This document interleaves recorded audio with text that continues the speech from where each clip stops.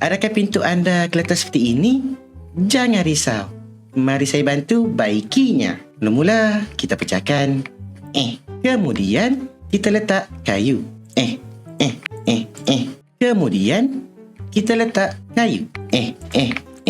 Kemudian kita letak kayu. Kemudian kita letak kayu. Kemudian kita letak kayu.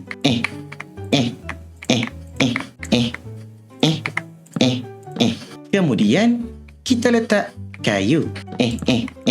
Kemudian kita letak tangga. Kemudian kita letak kayu. Kemudian kita letak pagar.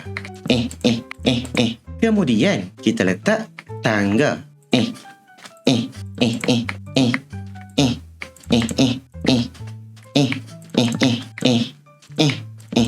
Kemudian kita letak kayu. Kemudian kita letak kayu. Kemudian kita letak kayu.